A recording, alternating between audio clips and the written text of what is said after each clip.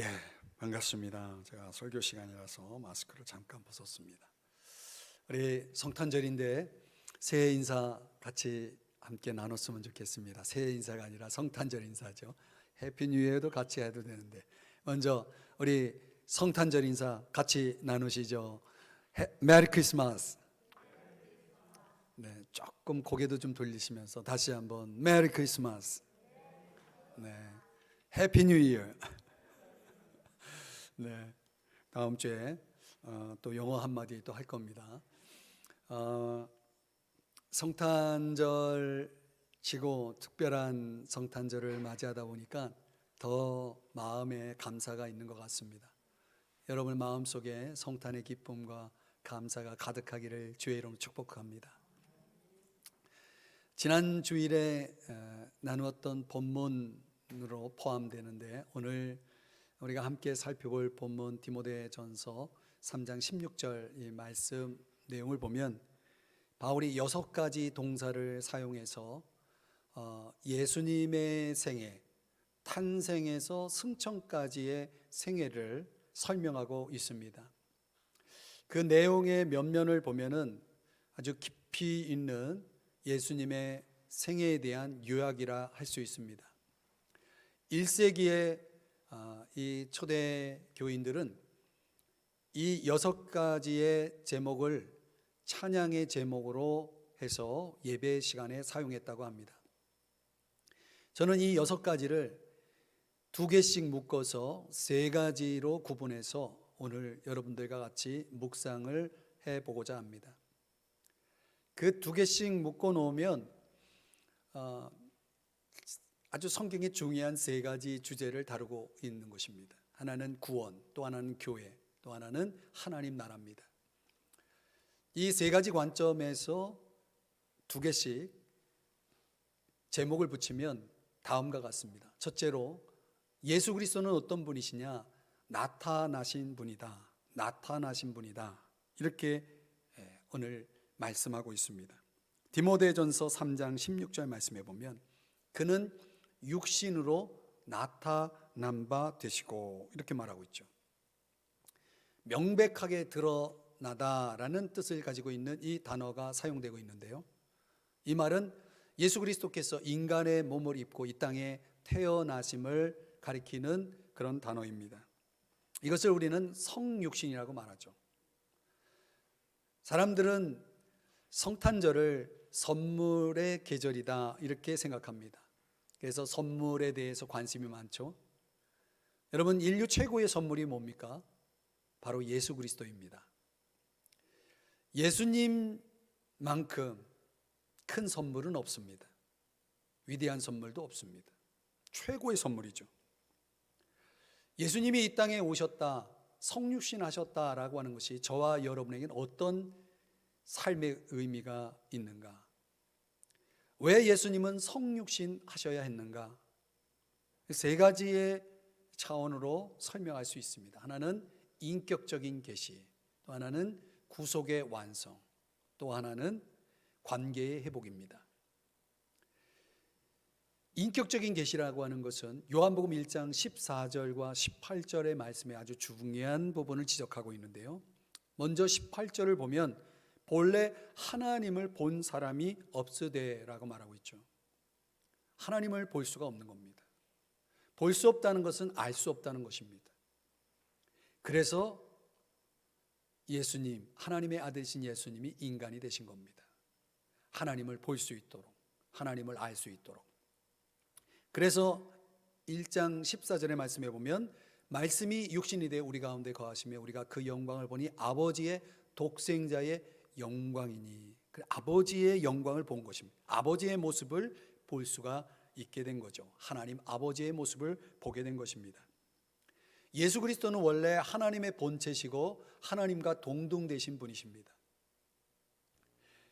그런 하나님이신 그분이 인간이 되어서 인간의 역사 속으로 들어온 것입니다.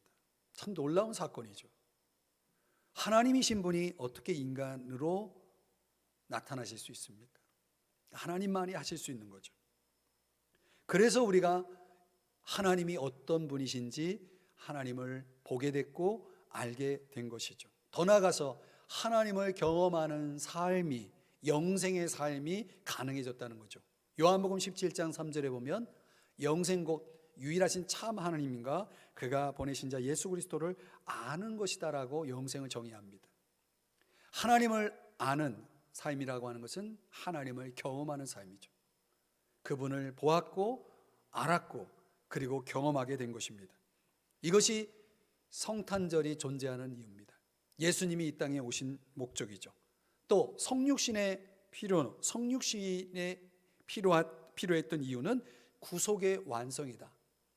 마태복음 1장 21절에 보면 예수라는 이름의 뜻을 말씀해 줍니다. 죄에서 구원할 자이다. 여러분, 어떻게 우리를 죄에서 구원할 수 있습니까? 로마서 6장 23절에 보면 죄의 값은 사망이라고 했거든요. 히브리서 9장 22절에서는 피 흘림이 없은즉 사함이 없다라고 말씀합니다.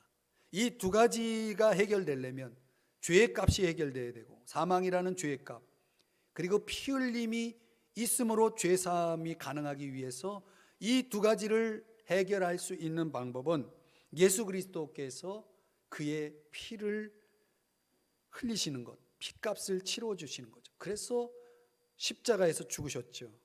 예수님은 바로 그 피 흘리신 십자가의 죽음을 위해서 이 땅에 오신 거죠. 인류의 타락이 마감하고 인류의 구원의 역사를 시작하기 위해서 이 땅에 오신 것입니다. 여러분, 얼마나 많은 사람들이 죄의 수렁에서 허덕이고 있는지, 그들의 가는 방향은 죽음에 기다리고 있고 영원한 멸망이 기다리고 있는 그런 종착역을 향해서 가고 있는 그 영혼들을 우리 주님이, 우리 하나님께서 불쌍히 여겨서 예수 그리스도를 보내셨다는 거죠. 진정 인간에게 필요한 것은 물질도 아니고 환락도 아니고 그리고 명예도 아닌 것이죠. 진정 필요한 것은 우리의 죄의 문제를 해결하실 구세주가 필요한 것입니다. 그래서 그분이 최고의 선물인 거죠. 왜 예수님은 성육신 해야만 했는가? 성육신의 피로 세 번째는 관계의 회복입니다. 본래 인간은 죄를 범함으로 하나님의 영광에 이를 수 없었습니다. 로마서 3장 23절입니다. 거룩하신 하나님과 인간은 죄라는 큰 간격 때문에 분리되어 있었고 관계는 단절되었고 교제가 끊어져 있었다는 거죠.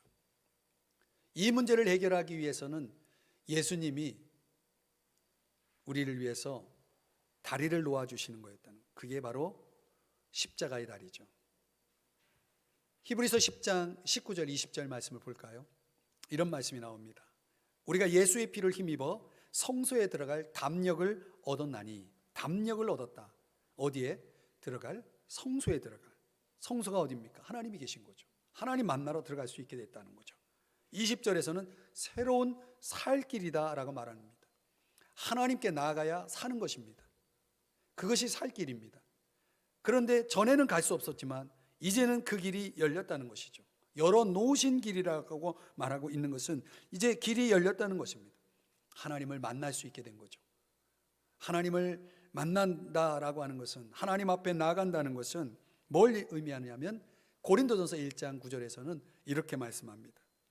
너희를 불러 그의 아들 예수 그리스도 우리 주와 더불어 교제하게 하시는 하나님은 미쁘시도다. 교제하게 하신다는 거죠.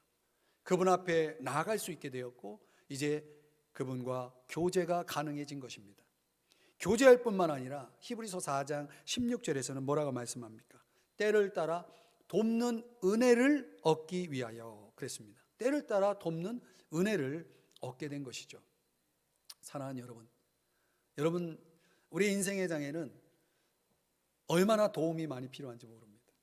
때를 따라서 돕는 그 도우심이 우리의 인생의 장에 태어나서 죽을 때까지 얼마나 많은지 모릅니다. 지금 코로나19 상황에서 많은 사람들의 절망과 탄식의 소리를 들을 수 있습니다. 시편 107편에 보면 이런 말씀이 나옵니다. 그들이 그들의 고통 때문에 여호와께 부르짖음에 여러분, 사람들이 언제 하나님을 찾습니까? 편안할 때요? 좋을 때요? 바로 이거 아닙니까? 고통 때문에. 인간이 해결할 수 없는 문제, 고통 때문에 하나님을 찾지 않습니까? 지금 우리가 처해 있는 이 상황은 사인입니다. 무슨 사인이요? 하나님을 찾으라는 사인이에요.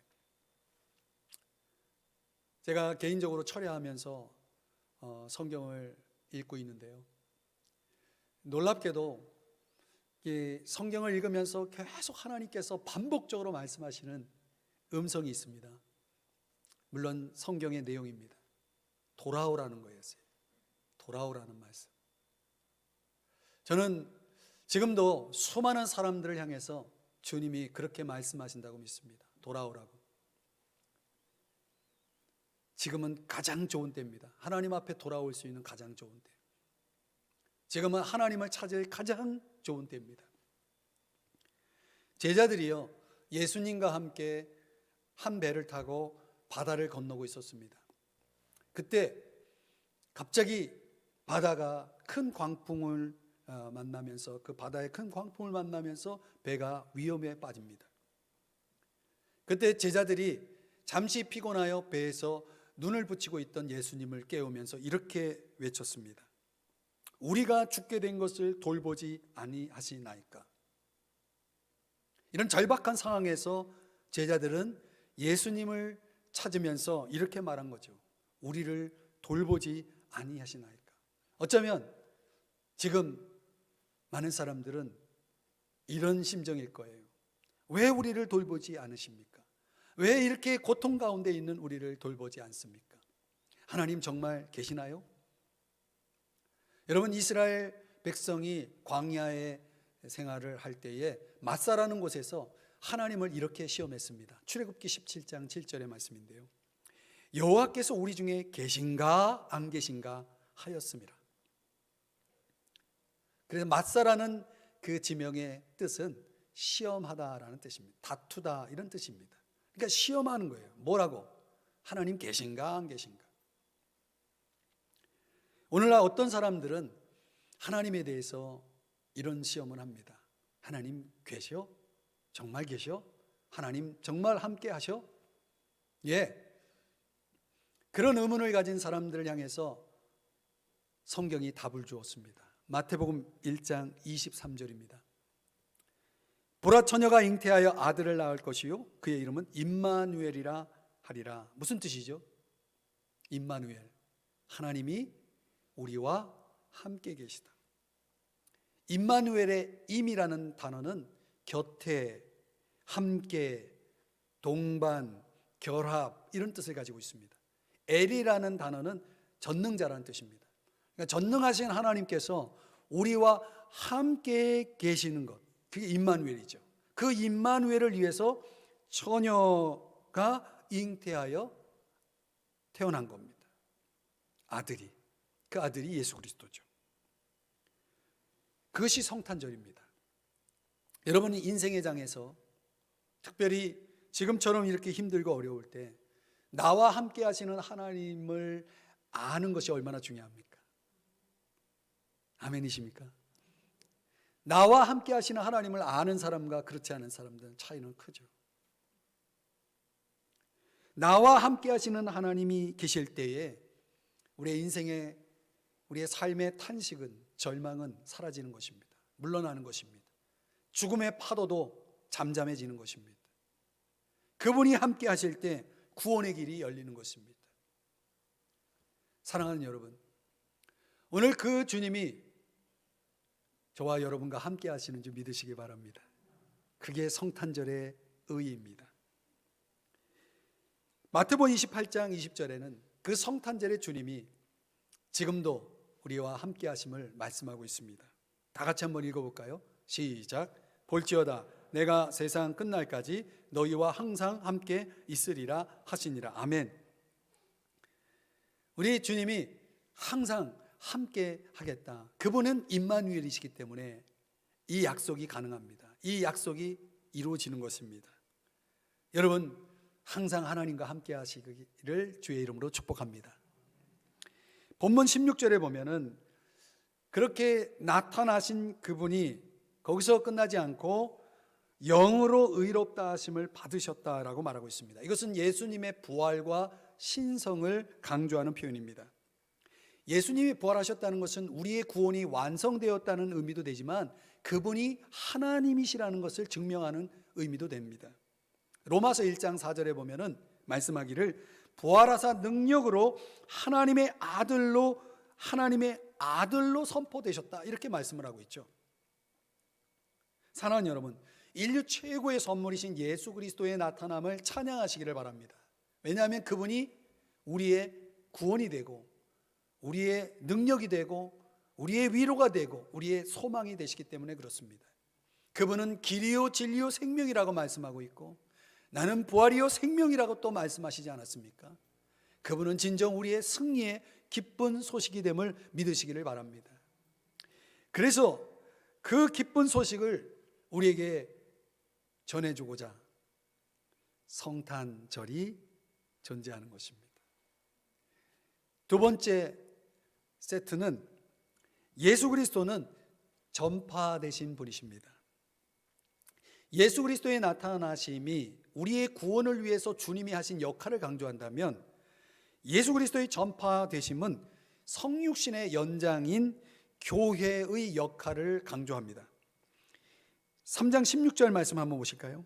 천사들에게 보이시고 만국에서 전파되시고 라고 말씀하죠. 여기 성육신 하신 예수님은 자신을 낮추신 사건을 우리에게 보여주셨죠. 어떤 신학자는 이 성육신을 가리켜서 하나님의 저자세다 이렇게 표현했습니다. 하나님의 저자세. 하나님이신 그분이 낮고 낮은 인간의 몸을 입고 오셨기 때문에 하나님의 저자세라는 표현은 타당합니다. 그분이 그렇게 낮추신 것으로 이 사건이 거기서 끝나지 않습니다. 하나님은 스스로 자신을 낮추신 주님을 높여주셨습니다. 그 높여주신 사건이 부활 사건입니다. 예수님이 부활하실 때 얼마나 높아지셨는지 여러분 보셨습니까? 못 봤죠? 그러나 그 높아지심을 본 존재들이 있습니다. 오늘 16절을 보면 천사들에게 보이시고 그랬죠. 천사들은 보았다는 거죠. 천사들은 보았다는 겁니다. 지금도 저 하늘에서 천사들은 부활하신 주님이 얼마나 높아지셨는지를 증언하고 있고 그것을 보고 있는 것입니다. 천사들만 보고 있는 지금의 상황이 어느 날 우리 모두가 볼 수 있는 날이 온다는 것이죠. 빌립보서 2장 9절 이하 11절의 말씀에 보면 하나님이 그를 지극히 높여 어떻게 하셨습니까? 모든 이름에 뛰어난 이름을 주셨다고 그랬죠. 뛰어난 이름을 주셨습니다. 너무나 뛰어나기 때문에 그 이름 앞에 이제 모든 사람의 무릎이 꿇게 될 것입니다. 그리고 예수님을 향해서 모든 사람의 입에서 이런 고백이 나올 겁니다. 주님은 나의 주님이십니다. 예수를 주라고 시인하는 날이 올 거라는 겁니다. 그때 우리는 주님이 얼마나 높임을 받았는지, 얼마나 높여지셨는지를 볼 수 있게 될 것입니다. 근데 그날이 올 때까지 이 땅에 있는 저와 여러분, 교회인 저와 여러분은 그 높임을 받으신 부활하여 살아계시는 주님을 뭐 해야 되냐면 전파하는 일을 하셔야 된다는 거예요. 그래서 16절에서 뭐라고 말씀합니까? 만국에서 전파되시고 라고 말하는 거죠.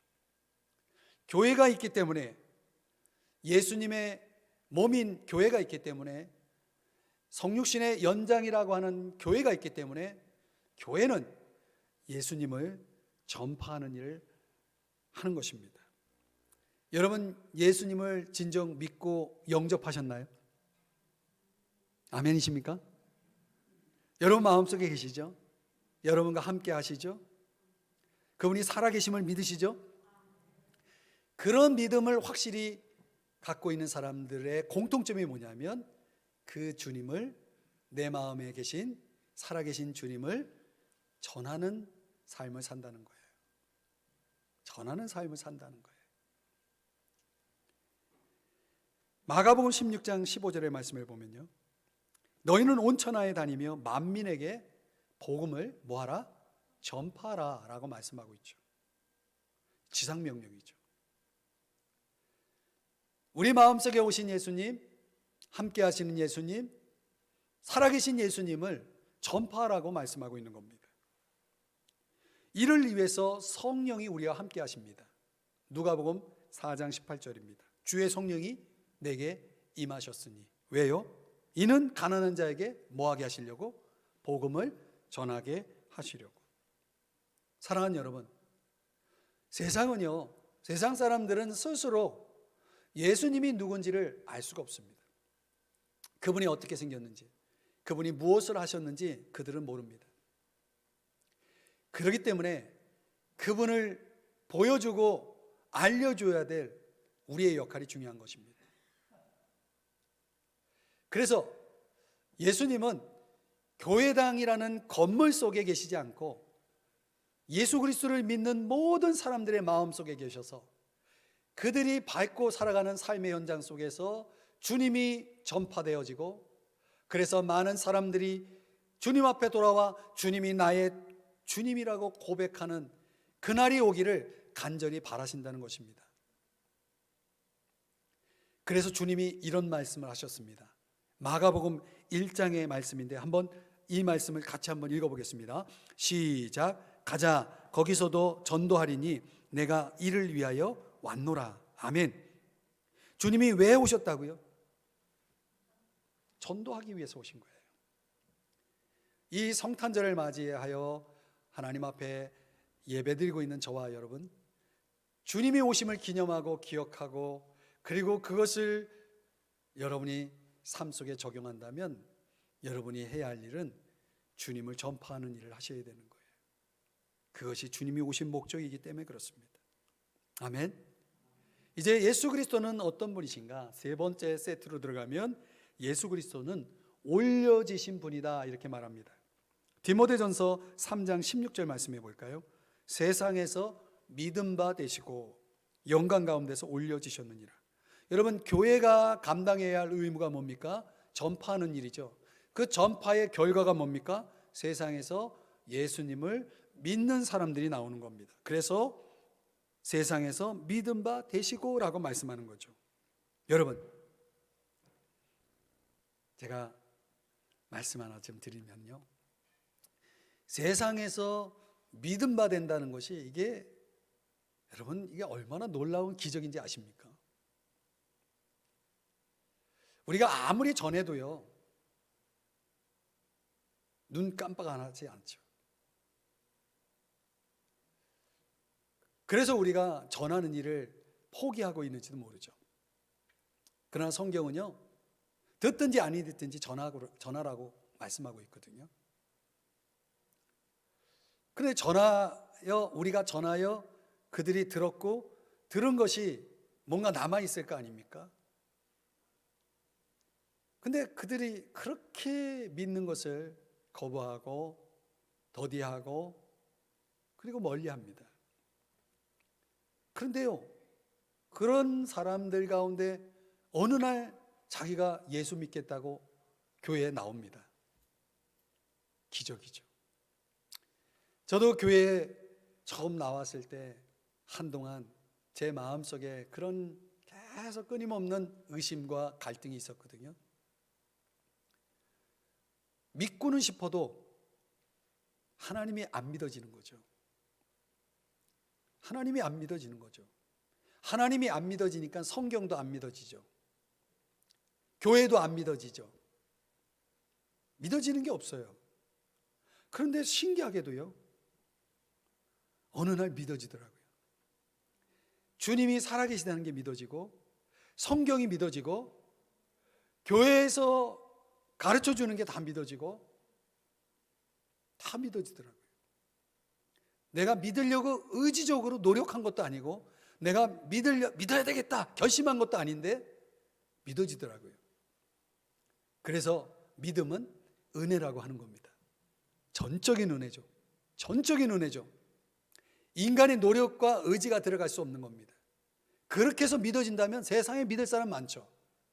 그러나 여전히 믿지 않는 사람들, 그들이 존재하는 것은, 믿음은 사람에 의해서 주어지는 것이 아니라 믿음은 하나님의 은혜다라는 것을 말씀해 주는 거예요. 그런 하나님의 은혜가 임해서 어느 날 믿어질 때 그건 정말 놀라운 기적이죠. 누군가의 기도 덕분이라는 거예요. 누군가가 있었기 때문이라는 거죠. 그 누군가에 대한 해답을 히브리서 7장 25절에서는 이렇게 말씀을 하더라고요. 같이 한번 읽어볼까요? 시작.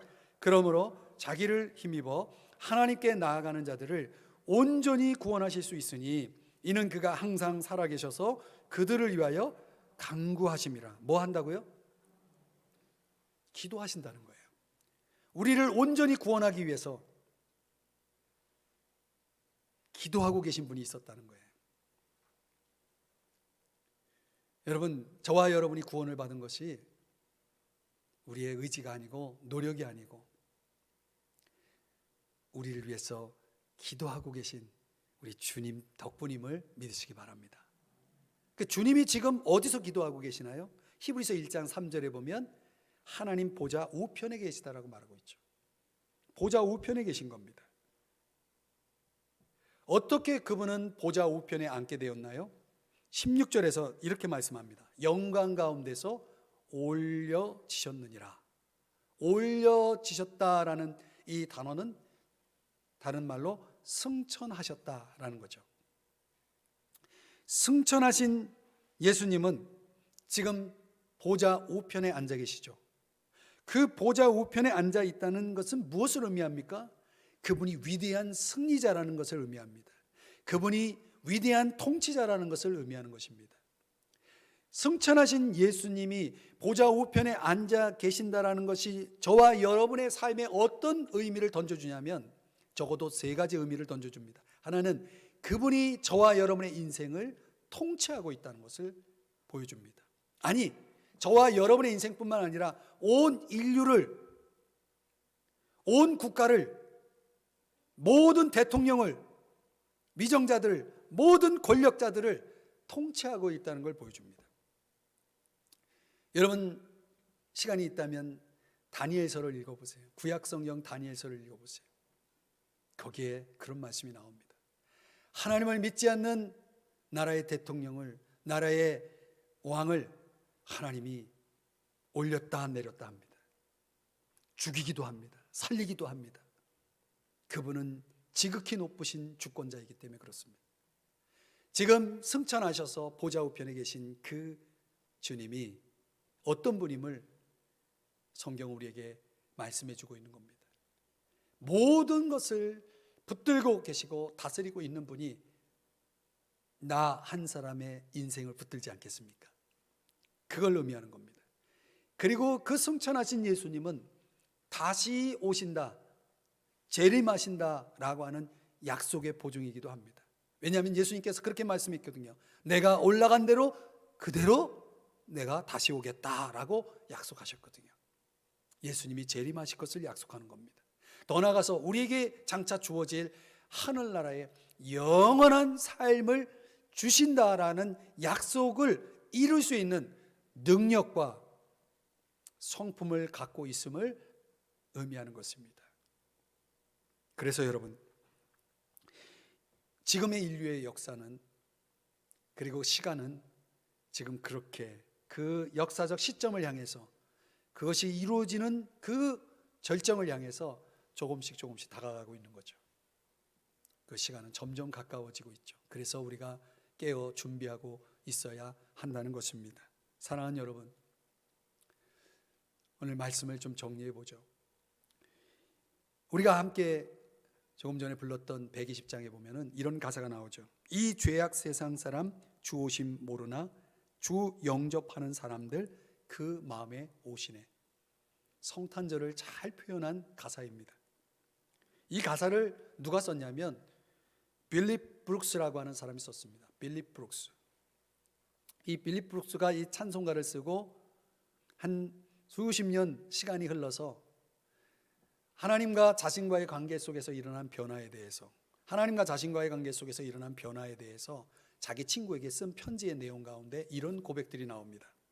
한번 잠깐 소개해드리면, 이것이 얼마나 인격적인 관계로까지 발전시켰는지 말로 할 수 없다네. 하나님은 나와 함께 계셔.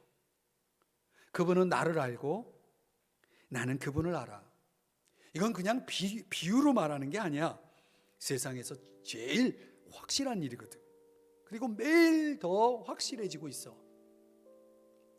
이렇게 몇 년 더 가면 어디까지 갈지 참으로 기쁘고도 놀랄 일이야.